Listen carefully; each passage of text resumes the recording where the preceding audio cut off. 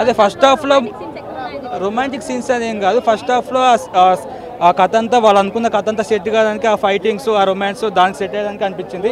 Cinema మన Kannappa cinema అంటే second హాఫ్లోనే చూస్తాం. మొత్తం ప్రభాస్ ఎంట్రీ కానీ ఆ రియల్ కన్నప్ప తను కనిపడడం కానీ దేవుడి ప్రత్యక్షం కానీ ఇదంతా మన సెకండ్ హాఫ్లో చూస్తాం.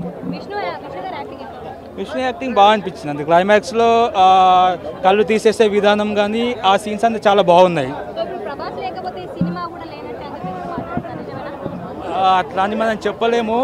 ఓవరాల్గా మంచి అటెంప్ట్ అయితే చేశారు. ప్రభాస్ని పెట్టుకొని ఒక దేవుని సినిమాని ప్రజల వద్దకు చేసేలాగా ఏదో ఒకటి చేశారు. మన ప్రజెంట్ ఉన్న ప్రమోషన్సే కావచ్చు ఎలా కావచ్చు వాళ్ళు ఉన్న తెలివితేటలు యూజ్ చేసి ఒక భక్తి అనే సినిమాని నలుగురికి పంచేలాగా చేశారనమాట. అదైతే బాగా అనిపించింది.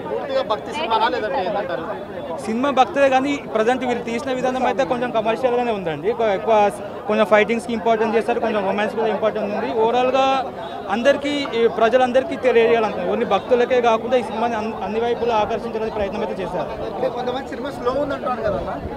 స్టార్టింగ్లో అయితే కొంచెం ఫైట్స్ ఎక్కువ అనిపించాయండి. స్లో అంటే స్లో ఏం లేదు, కొంచెం ఆ ఫైట్ సీన్స్ ఆ కథ అల్లే విధానంలో అంత అవసరం లేదు అనిపించింది అక్కడ.